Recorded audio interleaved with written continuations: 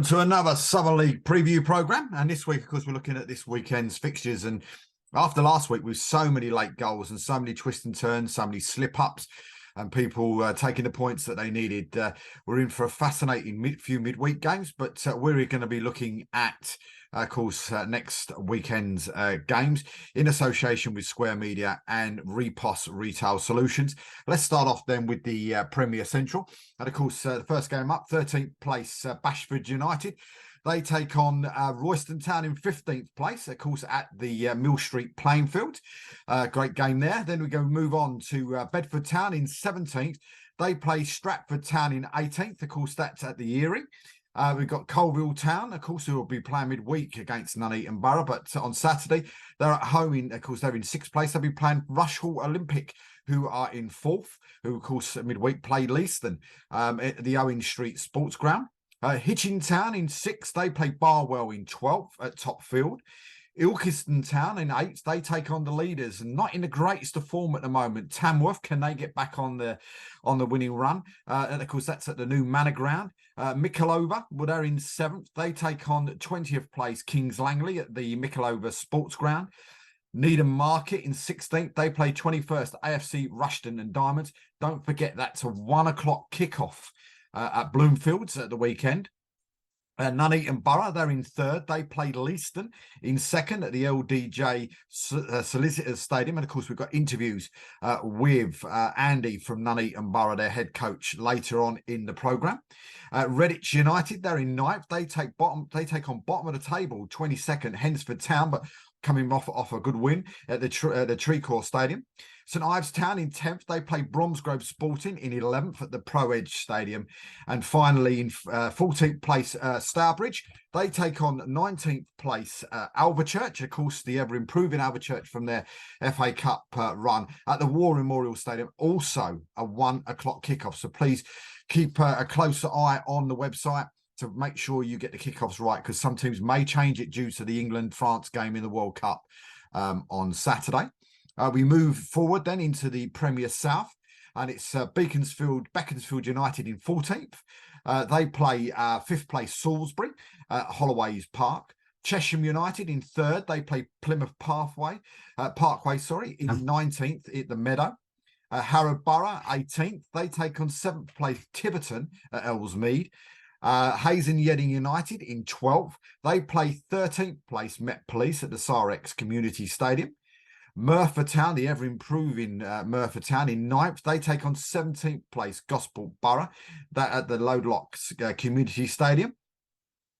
Northfield in 22nd. They play 8th place Dorchester Town at the Elsham Hall Park Sports Ground. Poole Town in 4th. They play Winchester City at the Black Gold Stadium. Again, a 1 o'clock kickoff there for the Poole Town game. Swindon Supermarine in 10th. They take on 21st place Hartley Whitney at the Webbswood Stadium. Truro City in 2nd. They play 11th place Hamwell Town. Western Supermare in 1st. They take on 6th place Bracknell Town at the Optima Stadium. And Yate Town in 16th. They play 20th place Hendon Town at the Jeff Stadium.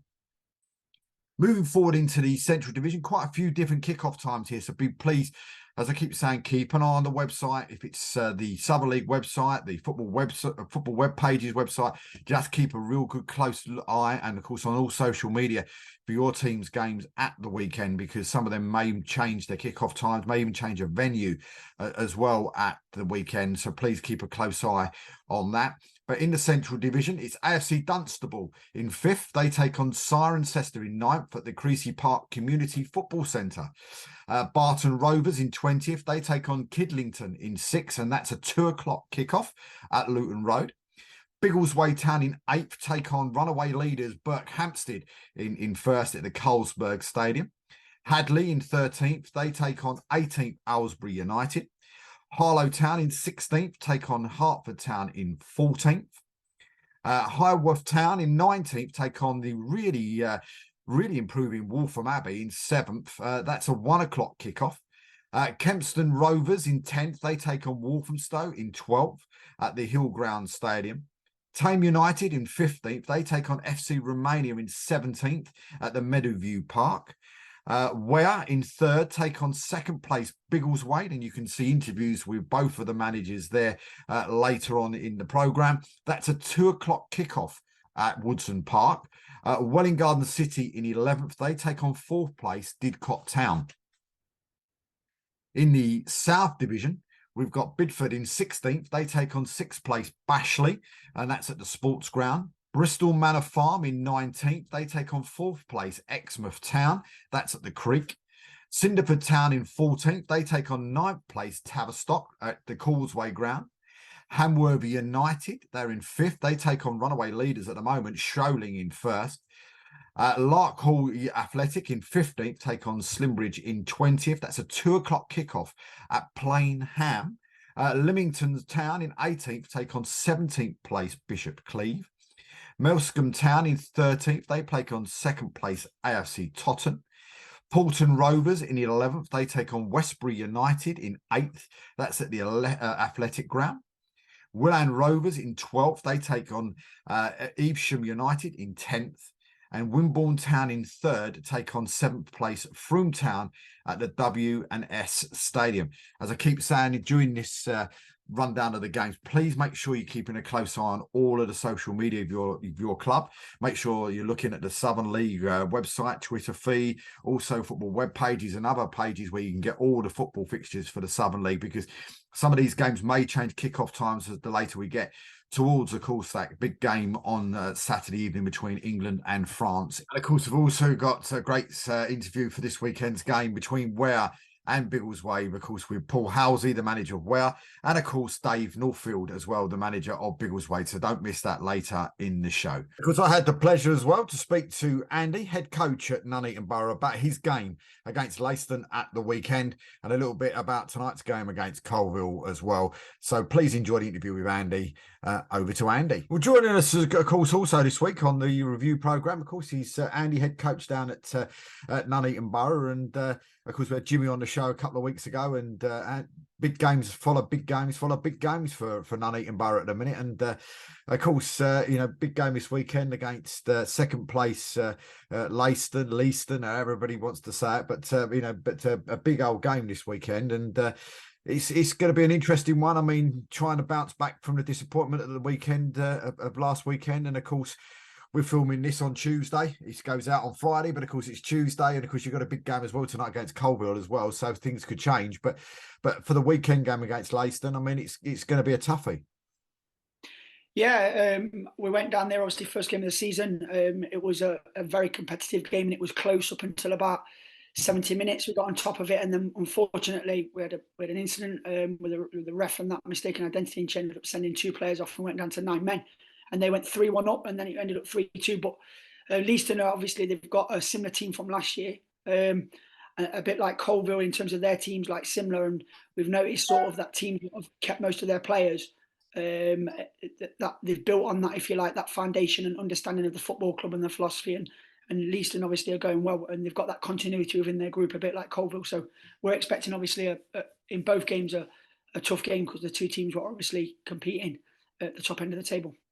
And of course, hopefully, I mean, I'm just looking at the games that are going to be played sort of on Tuesday night as well, and there's some the others all sort of a plan as well. So I mean, there could be an opportunity that we could be sitting here on with this game could be even bigger by the time we get to the weekend. It could be first v second.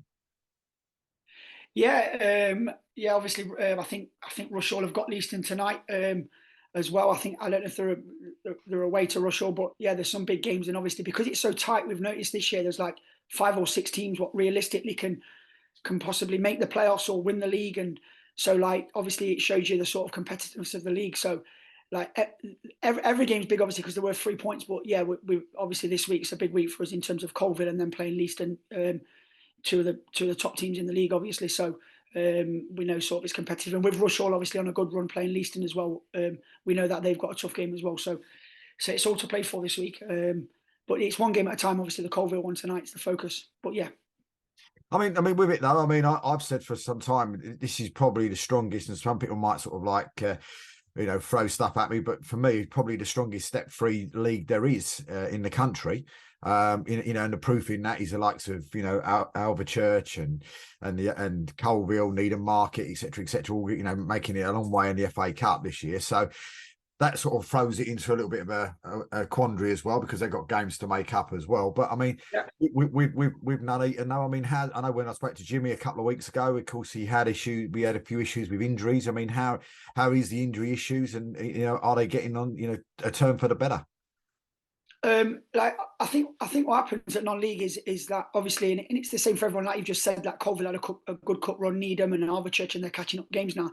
But the amount of games that you have at non-league, it's the case of sort of lads are obviously working full time. A lot of lads, so then they come to play on a Tuesday night, and Saturday, Tuesday, or Saturday, Tuesday, Saturday, and lads have come off 12-hour shifts.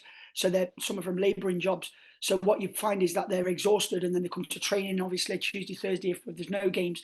So it's a big demand for the lads, in terms of that. And with the backlog of games, it could go any way. But with the injuries, obviously, like some people say, it's unlucky, it's unfortunate, and it depends on the injury that you get. But we've got some injuries coming back, a few lads. But the problem is like any club, when you have a lad out who's out for 4, 5, 6 weeks, not only is he just coming back, then obviously fans will expect him to sort of hit the ground running, but it's not the case, because he might have had a knee injury or ankle injury, which is he hasn't been able to do anything. So then you've got another 2 to 4 weeks to get him fit back to the tempo before he went out.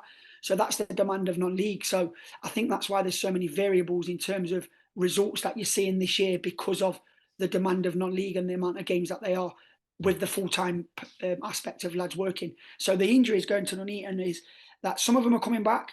We've still got 3 or 4 which unfortunately are on the injury table still, and the ones who are coming back, we've got to get them back up to speed. So we might be going, well, not might be, we will be going into the market to sign some new players because of the demand, of the league, if you like, and the competitiveness, which, like you've said. I mean, that was going to be my next question as well. I mean, with that, I mean, then you go, and you've answered the question before I've even answered it. Really, I was going to say, are you looking at getting more players in?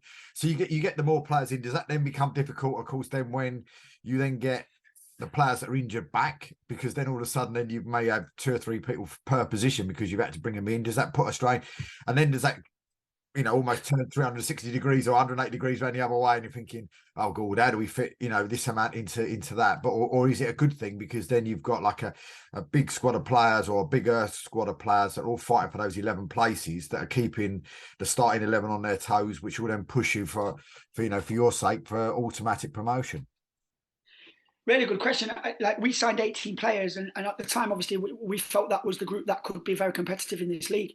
And then without the injuries, but it's that sort of balance, obviously, because what you've got is you're paying lads, obviously, in a non-league after sort of COVID happened. It's that fine balance of, like, like I said, it's been sort of 6 to 8 weeks that we've had the injuries all in one. Unfortunately, most of them in one block. Like Scott McManus, Charlie Dard, Cameron McWilliams, Jaden, and Tyra Waite all went around the same time.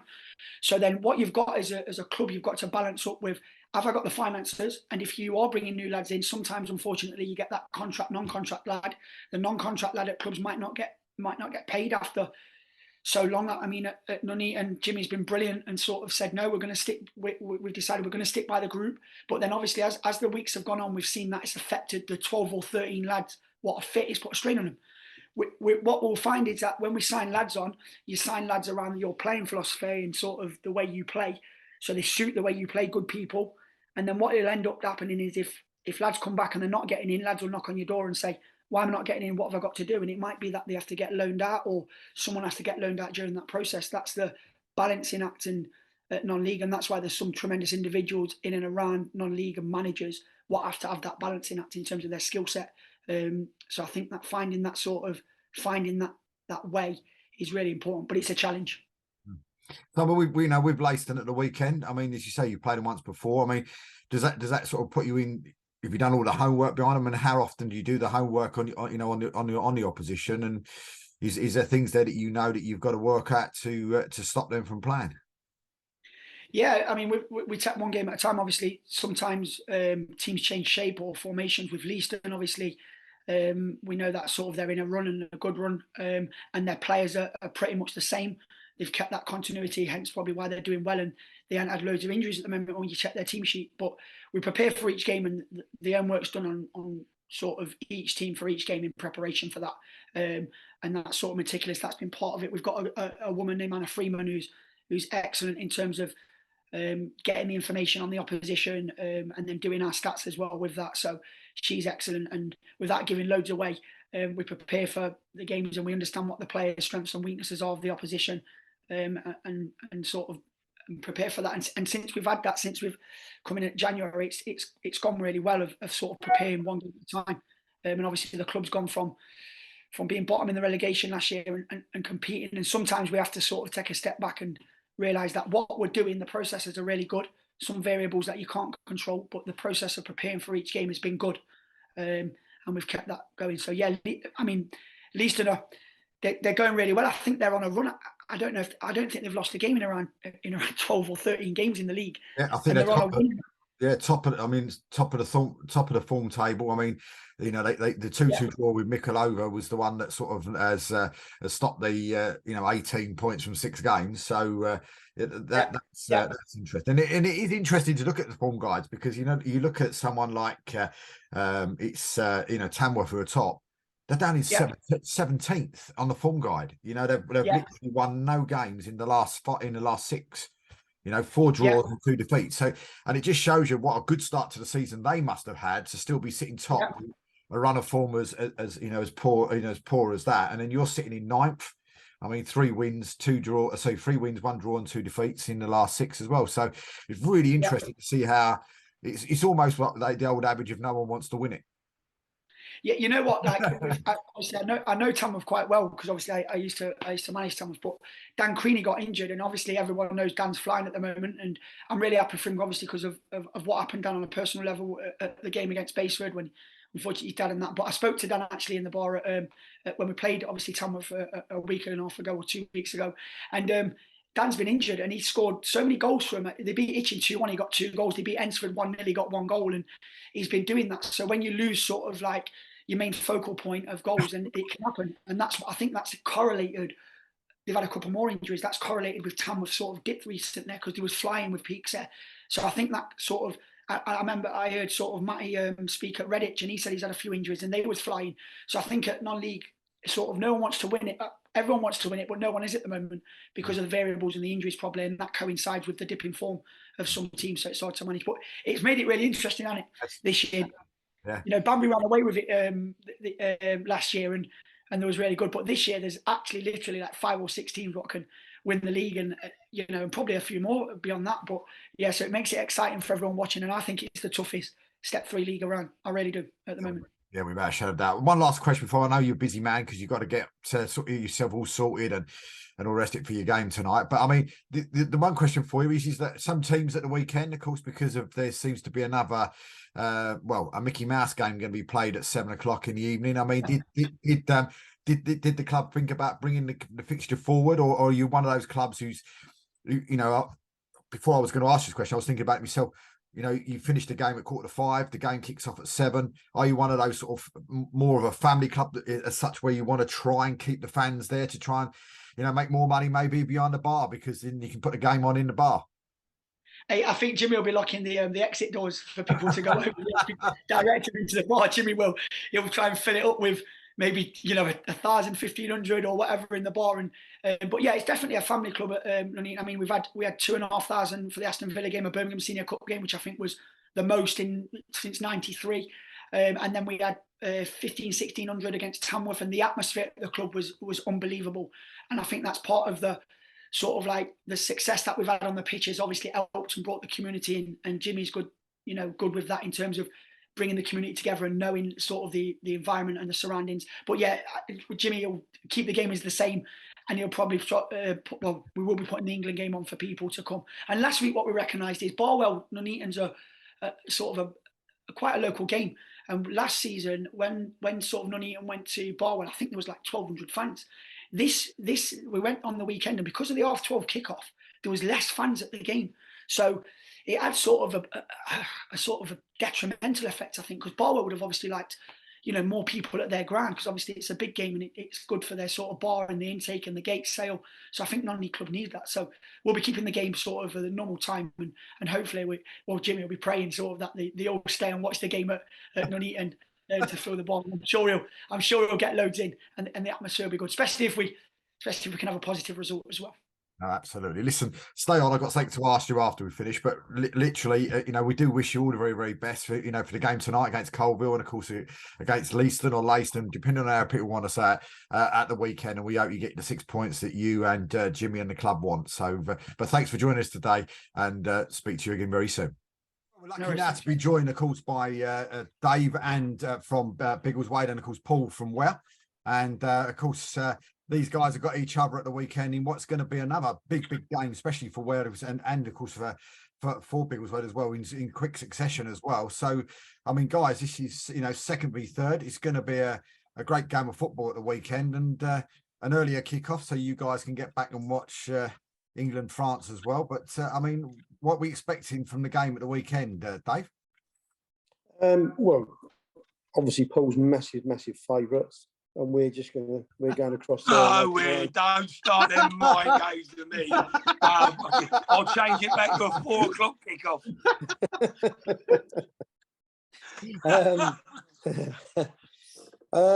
No, look, it's what it is. I said to you before we came on, before the league this season started, if we're looking at sides that we thought were going to be there and thereabouts, it would have been the side that are now there, Burko, Ware, and I also said I thought Dunstable would, but of course BJ Christie being injured has probably hampered them. We felt that we had a side that could hopefully get into the playoffs. We were not far away on the last year, and touch at the moment we're in amongst it. So for me, we're playing one of the hardest games we can play in the league. I'd like to think that Paul's going to tell you the exact same. It'll be a difficult game. There'll be lots about us they don't like, and there'll be lots about them that we don't like. But to be fair, when we went there last year, they played some good football. It'll be what it is. Saturday was a massive game, and we go into another one. The only thing I would say to you about our lads is that these are kind of, be fair to them, these are the games they relish. They don't hide away from them. They do fancy these games, and they turn up for them, and I hope we turn up just a little bit more than they do. I mean, interesting game at the weekend, though. 2 late goals as well. Gosh, yeah. I mean, it was a good game. To be fair to them, 15, 20 minutes, they scored after 4, our error. They then dominated for the sort of 15, 20 minutes. We slowly got ourselves in the game, made ourselves 2 good chances in the first half. I think Dan Green made one decent save in the first half. Second half, I thought we edged the second half. I felt we had the better of the opportunities, albeit they still had 2 great ones. I mean, I think Paul's already played against them. They're a good side. It's not many times you come across sides. If you're sitting in the top 4, there's not many times, or 5, and you come across sides, you go, Christ, all of those. We could take most of those. They'd fit in with us, and I'm sure vice versa. They've got no weaknesses, if I'm honest with you.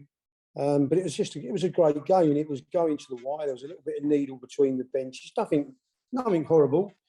And they scored on 91 minutes, and rightfully so. And I said it on Saturday when I was asked. They've celebrated because they're beaten second in the league, and I'd do the same. A couple of their boys have let us have it. And then literally a minute and a half later, we've levelled out. So we've done the same. But they were, Chris and his team were brilliant. The final whistle went, and to be fair to them, they were to us before we even got a chance to move to them.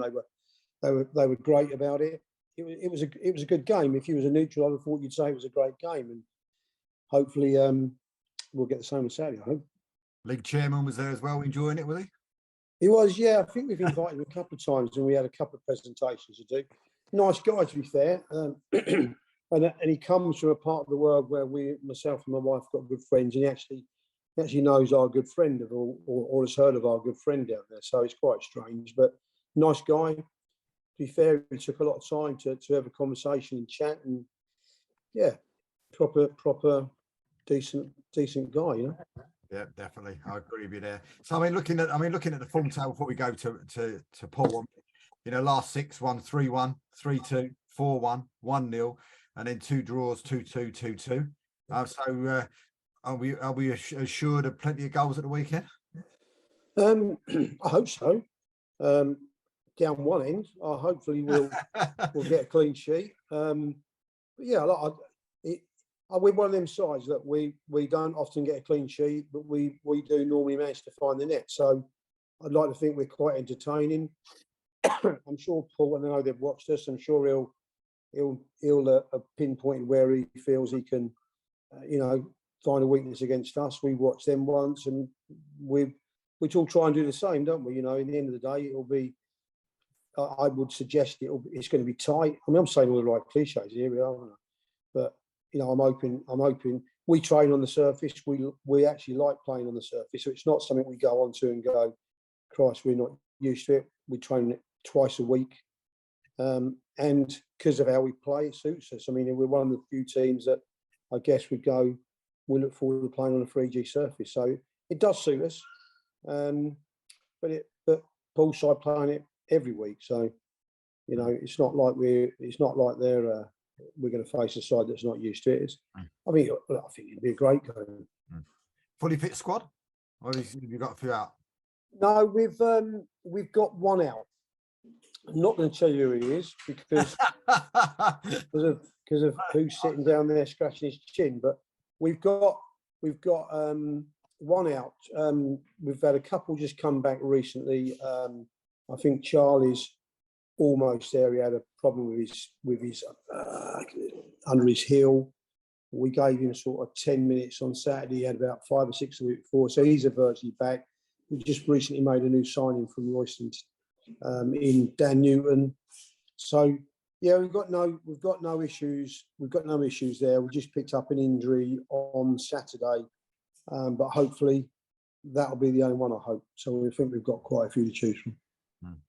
And Paul, I mean, your form guide on here, sitting 6th in the form guide. Biggleswade at first, but you're sitting there 6th, not too far behind.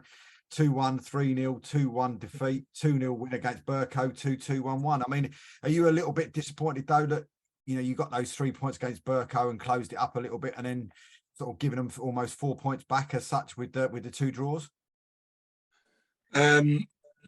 Just on them stats, that makes us the underdogs. So yeah.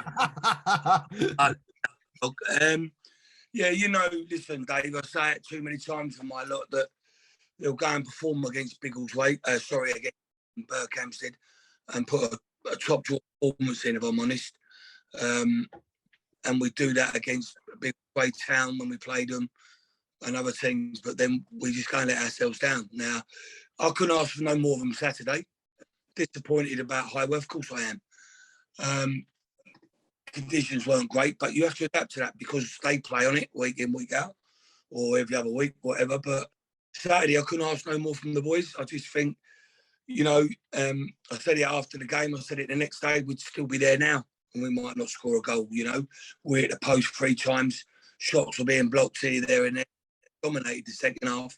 Yeah, I will say that when we was pushing for the goal, they broke away and they had a chance that twice hit the side netting, but Fred had a save to make at all in the second half, and I just felt that another day you'll put them chances away, but it just didn't go for us. So after the game, when I said to him, look, I knew this. Listen, I knew this Saturday was going to be a tough game. I know massively that Saturday coming is going to be a tough game. And also know Walthamstow away and Biggleswade Town away is going to be a tough game. So I said that we'd have and then we got Hertford. So we've got, which is a massive double for both teams. So I know that we've got 4 big games before the new year starts. What we've got, funny really, when before we play Highworth, we didn't have a draw, not had a draw, and then now we've had 2 on the bounce. So. Yeah, Dave's right. I've watched them on a couple of occasions. And now, listen, they are a very good side. I think they're a good young side. I think I might be right in saying we're all mates and they play football together. And it's great to watch them. The only, I'd say, like when I watched you against, who's the last game I watched? Dunstable, and then I watched you against someone else.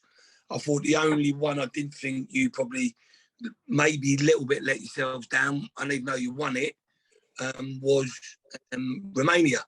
I expected you to overall dominate, and I just think that, but you won that game, and that's what it's all about. I'm trying to think the other game I watched now, but I have watched you a couple of cases, and I'm very impressed with your side. I think you've got some great guys there.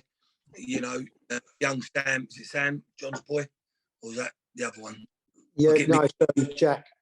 Yeah, Jack, sorry. Yeah. You know, you got to remember. Wouldn't mind Sam, by the way. Pardon? I wouldn't mind Sam.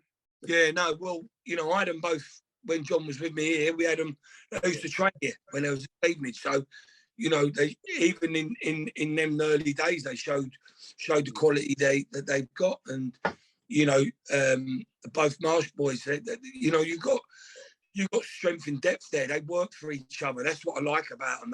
They work for each other. They never give up. I mean, I remember when we played Guerrilla, I mean, over your place, you beat us 3-0. It was a crap day, wasn't it? The weather was bad. And it was 0-0 at half time. You went for the win the second half and battered us. And I just remember playing you at our gaff. You went 1-0 up. We went 2-1 up. And then you didn't give up. You got a late goal, didn't you? Yeah. So I know what you're about, and I know where your strengths are. Of course, I know about your little tricky, what you might do with the throws and all that. So it's going to be a tough game for us, because I said Tame would be a tricky one, and I think yours is definitely going to be a tricky one. And it's a game that we probably need to more than you. With you, you'll take your 5 points away from us, but we have got 3 games in hand. But we need to win that game as much as you do, because we have lost so much ground. We've, you know, I think sometimes we've just like saying, "Hey, Bert, go and take that title, because the games." And we was a little bit like this last year. I really didn't think we'd be like this year. You know, the team mainly changed. But you know, I've had injuries. I'm not going to make excuses. Yeah, I've had injuries. You know, I've got 2 with the physio tonight that I'm hoping are going to be back this on Saturday.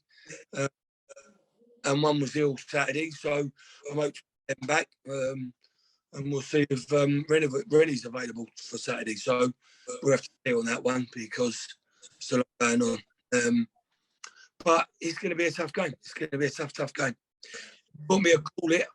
If I would have called it a while ago, I'd probably say a draw. But we'll have to wait and see. If the team that turned up against Burko turn up steady, I'll go for a win. But if we don't, then we'll lose. It's just going to be a tough old game. I mean, you guys come up against each other before, and if so, I mean, you know, what's been the score when you guys come up with? Who's got the sort of like the one over each other out of the 2 of you? I think it's 1-1 and a draw, because Paul, I think you was in charge of Hoddesdon when we first come across you, were you not? And you beat us. Yes. Yeah, you beat us over there. The reason I say that is I think both the Rose boys played in that game. I remember that game. Yeah, you beat us over there. And of course, we nicked one back last year and we had a draw. So we're kind of level at the moment. So hopefully it doesn't go the same way as the last time it goes. We have to wait for our win because they get their one first. Yeah, you got good memory there about that. I remember that game, yeah. Yeah. Back Hoddesdon, yeah, I've got good memory. I don't remember things you, like that. You, to be fair, over there, we were obviously even younger, and you gave us, to be fair, you sort of gave us a proper lesson. But I remember after the game, again, I talk about the 2 Rose boys, and in particular, they come and spoke to us and really spoke well of us on the day. You know, spoke to some of the youngsters as well. So it was good. It was horrible. They had a lot of stick at Hartford, different people, different managers, different coaches, people. They're very good lads, and obviously they've been with me for a long time. So yeah. You know, I come and talk to you, they'll talk to you. You know, like I say with Jack, they were training here when Jack was here with John. So, you know, he's a good lad, Jack. He's a good player. I like him. Well, listen, guys, we wish you all the best for the weekend. We really do. Hopefully, it goes the way that you want it to go at the weekend, and hope it's an exciting game. And for anybody that's out there, don't forget it's a 2:00 kickoff at Ware at Woodson Park at the weekend. If you're going to watch the game, please don't turn up at 3:00. You only get there for the second half, but make sure it's 2:00. And I mean, are you showing the England game in there afterwards, Paul, or is that why you forward so you can all get home?